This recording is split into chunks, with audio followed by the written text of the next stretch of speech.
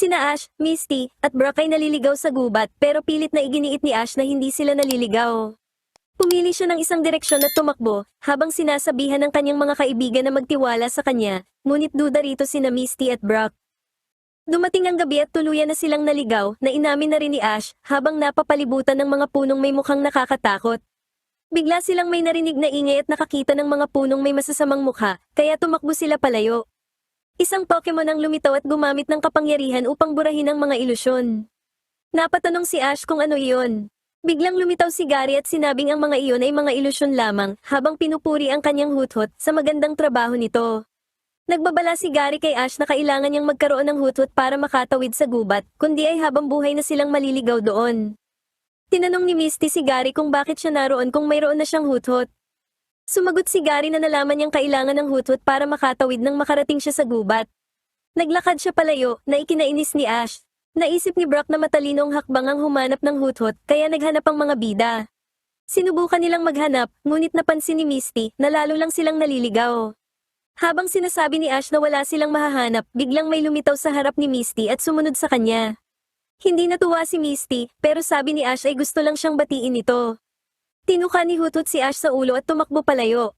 Sinundan to ng mga bida hanggang sa mapuntahan nila ang lugar nito. Gagamit na sana si Pikachu ng Thundershock pero lumingon si Hutot at lumipad patungo kay Ash para tukaing itong muli. Tumigil si Hutot at lumapit sa isang matandang babae na pangit. Sinabi ni Brock kay Ash na baka ilusyon lang ito dahil pangit ang babae. Sumang-ayon si Ash pero sinigawan sila ng matanda at sinabing siya ay totoo. Ipinakilala niya ang sarili bilang si Hagata. Sinabi ni Hagata na nagpaparente siya ng huthot dahil ang kapangyarihan nito ay kayang kontrahin ang mga ilusyon sa gubat. Nakiusap si Ash na magrenta ng isa at pumayag naman ang matanda, ngunit may problema. Ang huling huthot na mayroon siya ay madalas magturo ng maling daan. Ang huling manlalakbay na gumamit nito ay bumalik matapos ang 3 araw na gutom na gutom. Naniniwala si Hagata na bukas pa babalik ang ibang huthot pero ayaw maghintay ni Ash dahil baka maunahan siya ni Gary.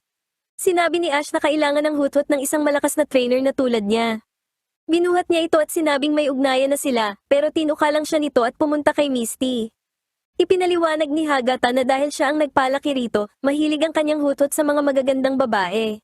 Sinabi ni Ash na wala naman maganda rito, na ikinagalit ni na Misty at Hagata. Pinag-aaralan ni James ang mapa dahil naliligaw na rin sila ni na Jessie at Meowth. Nakita ng Team Rocket ang mga bida na may kasamang huthot. Habang naglalakad, napansin ni Ash na naroon muli sila sa lugar kung saan nakita ang mga ilusyong puno. Nanginginig si Hutot pero nagalit ng tawaging diwag ni Ash. Biglang nakakita ang mga bida ng mga asul na apoy pero hindi ito pinansin ng Team Rocket. Inutusan ni Ash si Hutot na gumawa ng paraan pero tumanggi ito. Nakiusap si Misty at sumunod ang Pokemon na ikinainis ni Ash. Hinabol ni Hutot ang mga asul na apoy pero nabigo ito. Nagutos muli si Ash pero kay Misty lang nakikinig ang Hutot. Nagsama-sama ang mga apoy at naging isang malaking apoy, kaya natakot ang mga bida at si Huthot at nagtakbuhan palayo. Nakita ito ng Team Rocket at inakalang nababaliw na ang mga bida, pero naisip nilang pagkakataon na ito para makuha si Pikachu. Sinabi ni Ash kay Huthot na hindi nito ginagawa ang kanyang trabaho. Naalala ni Misty ang babala ni Hagata, pero ayaw maniwala ni Ash at kinuha si Huthot, sinabihan niya itong umasta bilang Pokemon. Pumunta si Huthot kay Misty na nagsabing dapat nitong gamitin ang kapangyarihan para lumakas at mailabas sila sa gubat. Sumang-ayon ang Huthot na muling ikinainis ni Ash. Biglang natrap si Pikachu sa isang lubid habang lumitaw ang Team Rocket. Nabangga si Ash sa puno habang tumatakas ang Team Rocket. Gayunpaman, naputol ang lubid at nahulog sila. Nakuha ni Ash si Pikachu habang malungkot ang Team Rocket dahil nabigo ang kanilang plano. Inilabas ni Jessie si Arbok at si James naman ay si Victreebel. Inilabas ni Ash si Bulbasaur habang si Huthot ay nagpapatalon-talon, tila may nararamdamang kakaiba. Tumingin sa likod ang Team Rocket at nakakita ng isang Dragonite. Inatake ito ni na Arbok at Victreebel pero umiwas ang Dragonite at lumipad palayo. Sinundan ito ng Team Rocket pero nakita ng mga bida na wala namang Dragonite at wala silang hinahabol. Biglang napalibutan sina Misty at Brock ng maraming ilusyon na Ash. Kumilos na si Pikachu at kinuryente niya ang mga ilusyon at ang totoong Ash, kaya nawala ang mga ito. Pagkatapos, napalibutan naman si Misty ng mga insekto. Takot na takot si Misty, at habang lumalayo si Huthot, nagbabala si Ash na nasa panganib si Misty at nagtitiwala ito sa kanya.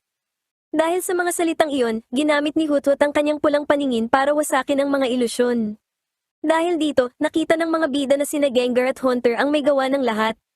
Binalot ng mga multo ng hamog ang lugar, pero pinigilan sila ni Huthot.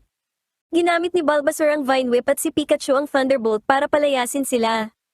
Natutuwa si Ash na nakinig sa kanya si Huthot, pero tinuka lang siya nito at pumunta kay Misty para magpabibo. Nakarating din ang mga bida sa dulo ng gubat at nakita si Hagata.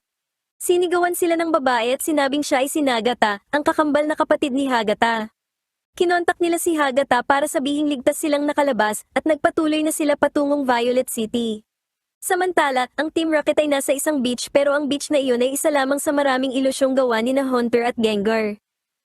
Nakarating ang mga bida sa isang bayan na nagngangalang Florando. Gustong mamasyal ni Misty, pero sinabi ni Brock na maraming babae roon ang kailangang protektahan, kaya naisip ni Misty na ang mga babae ang kailangang protektahan mula kay Brock.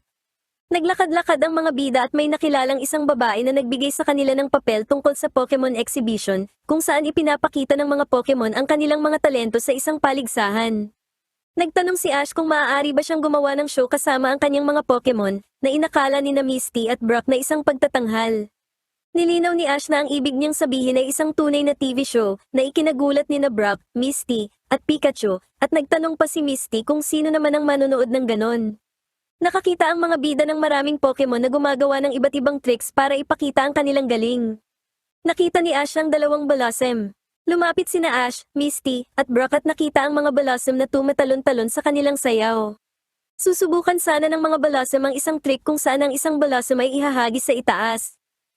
Gayunpaman, nagkaroon ng problema at nagkamali ang Blossom, kaya mabilis itong nasalo ni Ash bago pa mahulog sa lupa.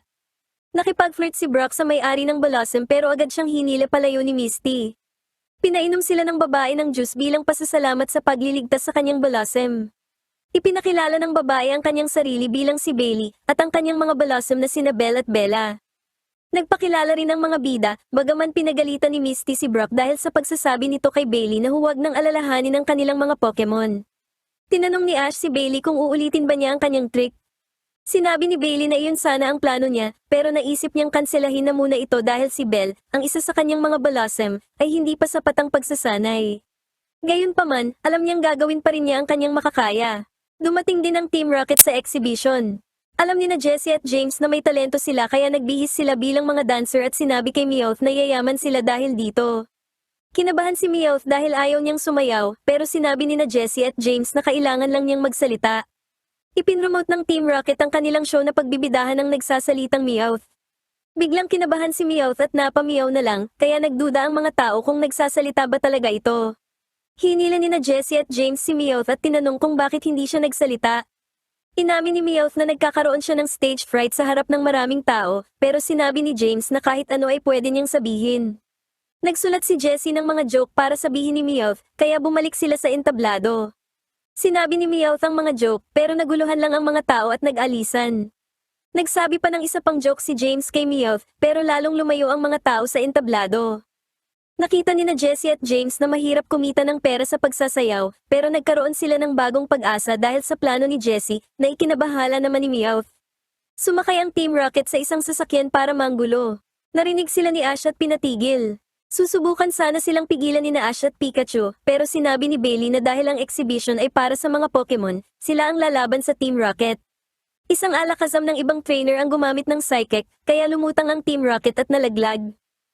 Inilabas ni Jessie si Arbok at sumunod naman si James gamit ang Victreebel, na kinagat muli si James. Gumamit ang Arbok ng Poison Sting pero hindi tinamaan ang mga Blossom. Gagamit sana ang Victreebel ng Swords Dance pero mabilis na iniwasan ng mga Blossom ang mga atake nito.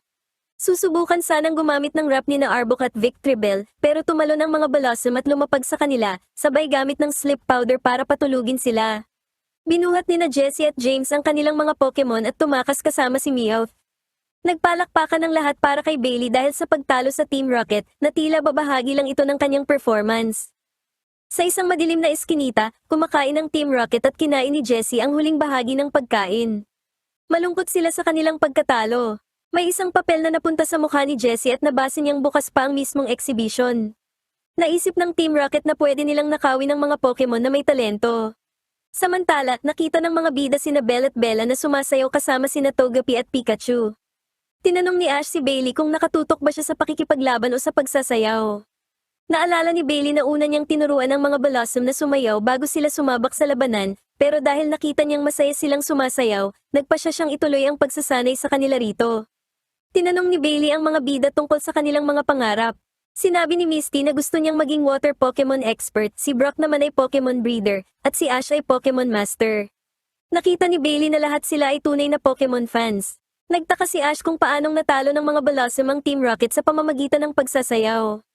Ipinaliwanag ni Bailey na ang pagsasayaw ay katulad din ng pakikipaglaban, ang ritmo at mga galaw ay kasing halaga sa sayaw gaya ng sa labanan. Inimbitahan niya silang manood ng kanilang sayaw na sinang-ayunan naman ng lahat. Kinabukasan, sumayaw sina Pikachu, Bella, at Belle. Sa tulong ng matinding pagsisikap, nagawa itong makuha ni Pikachu. Sinabi ni Bailey sa kanya na kailangan niyang tandaan ang mga galaw na ito para maiwasan ang mga atake ng kalaban. Sumayaw sina Bella at Belle ng Belle Up de Loop pero nabigo pa rin si Belle kaya nasalumuli siya ni Ash. Bago ang mismong performance, lumitaw sina Jessie at James na nakadamit bilang mga host dahil itinali nila ang mga tunay na host.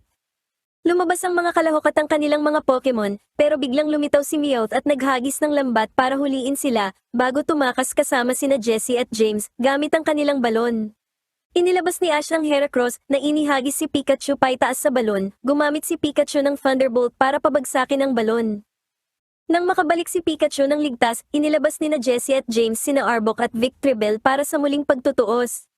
Gumamit ang Arbok ng Poison Sting pero naiwasan ito ni Pikachu sa pamamagitan ng pagsasayaw. Gagamit sana ang Victreebel ng takedown pero nagmintis ito dahil sa mga dance moves ni Pikachu. Susubukan sanang itakal ni na Arbok at Victreebel si Pikachu pero naguntugan lang sila nang tumalon si Pikachu. Gumamit ang Victreebel ng Wrap para igapos si Pikachu, kaya susubukan sana itong kagatin ng Arbok. Nailigtas naman ni Bailey ang kanyang mga Blossom, kaya ginawa ni Belle ang Belle Up de Loop at sa pagkakataong ito ay nagtagumpay siya, dahilan para maitulak ang Arbok palayo. Gumamit si Pikachu ng Thunderbolt para kuryentehin ang Victreebel, habang sumayaw naman ang mga Blossom para bumuo ng isang buhawi na nagpatalsik sa Team Rocket. Bumalik ang mga Pokemon sa kanilang mga trainer at inamin ni Bailey kay Ash na maaari itong maging isang magaling na dance trainer.